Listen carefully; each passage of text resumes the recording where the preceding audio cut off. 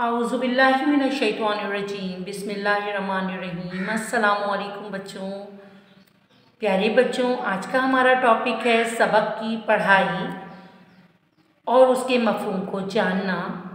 लेकिन उससे पहले हम इल्म इज़ाफ़े की दुआ पढ़ेंगे। रब्बी ज़िदनी इल्मा, ए मेरे रब मेरे इल्म में इज़ाफ़ा अता फरमा।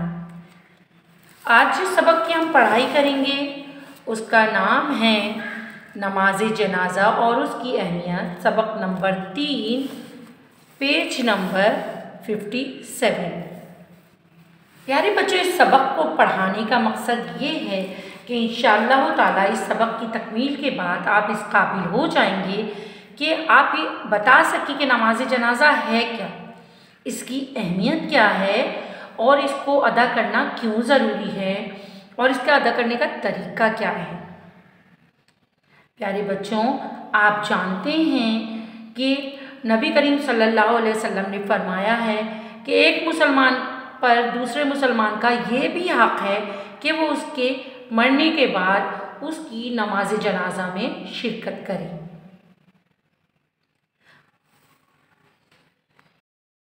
हम जानते हैं कि दुनिया की हर चीज़ को एक दिन फ़ना हो जाना है, इसी तरह हर जानदार की ज़िंदगी को भी एक दिन ख़त्म हो जाना है।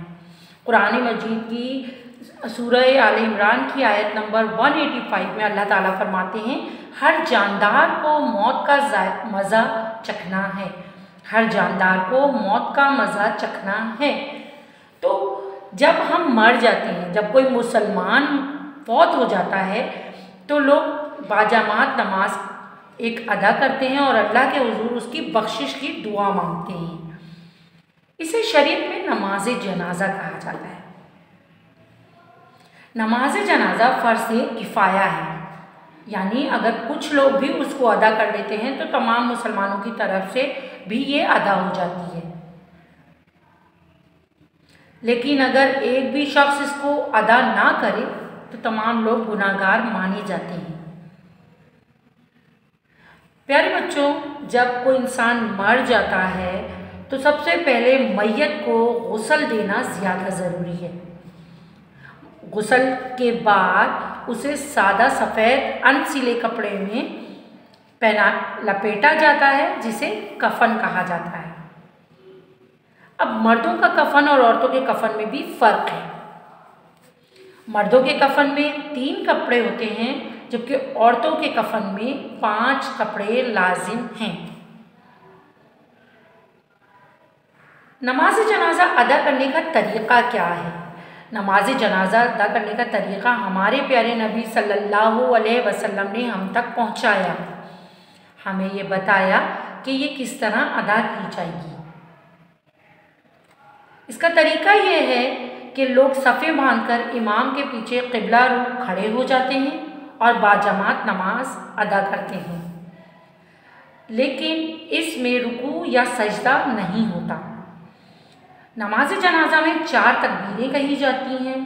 पहली तकबीर के बाद सना पढ़ी जाती है, दूसरी तकबीर के बाद दुरूद इब्राहिमी पढ़ा जाता है, तीसरी तकबीर के बाद नमाज जनाजा की दुआ पढ़ी जाती है और चौथी तकबीर के बाद सलाम फेरा जाता है।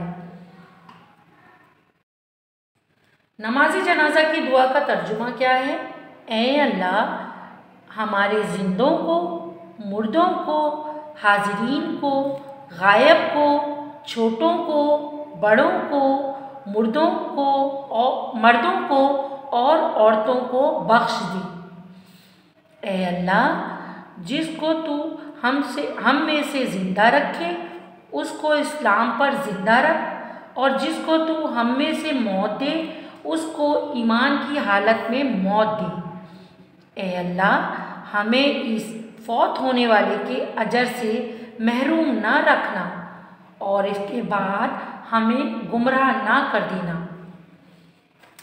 प्यारे बच्चों, इस्लाम हमें नमाज जनाजा में शिरकत करने का हुक्म देता है। इसकी अहमियत क्या है कि जब नमाज जनाजा सब मिलकर पढ़ते हैं तो मुसलमानों को इस बात का एहसास होता है कि हर दूसरे के दुख सुख में हम बराबर के शरीक हैं। और हमें दूसरे इंसानों के हुकूक अदा करने का जज्बा भी पैदा होता है। नमाज जनाजा अदा करने से दूसरे मुसलमानों के साथ हमदर्दी का जज्बा पैदा होता है। तमाम मुसलमान मिलकर मरहूम की बख्शिश की दुआ करते हैं, जिससे ये एहसास होता है कि तमाम आपस में भाई भाई हैं और एक जिस्म की मानंद है, यानी अगर एक को तकलीफ़ होती है तो सबको तकलीफ़ होती है। नमाज जनाजा में शरीक दूसरे मुसलमानों को इबरत हासिल होती है और आखिरत की याद ताज़ा होती है कि एक दिन हमें भी मर जाना है और अपने अल्लाह के आगे जवाबदेह होना है। नमाज जनाजा में आम नमाज़ों की तरह एक इमाम के पीछे सफ़े बनाकर पढ़ना ज़रूरी है। जब आप एक इमाम के पीछे सफ़े बनाकर नमाज अदा करते हैं तो इस्लामी माशरे में नज़्म व ज़ब्त का सबक मिलता है। क्या आप जानते हैं कि नबी करीम सल्लल्लाहु अलैहि वसल्लम ने फरमाया है, एक मुसलमान के दूसरे मुसलमानों पर 5 हुकूक हैं, जिनमें से एक ये है कि जब वो फौत हो जाए तो दूसरे मुसलमान उसकी नमाज जनाजा अदा करें। प्यारे बच्चों, इस सबक से हमें ये सबक मिलता है कि हमें भी अपनी आखिरत को याद रखना है। ज़िंदगी का कोई भरोसा नहीं, हमें भी मर जाना है, लेकिन हमें दूसरों के हक़ में दुआ करनी है। जब हम दूसरों के हक़ में दुआ करते हैं तो अल्लाह ताला हमारी भी मुश्किलात को दूर कर देता है। हम इंशाअल्लाह मिलते हैं अगली क्लास में। जज़ाकल्लाह, अल्लाह हाफ़िज़।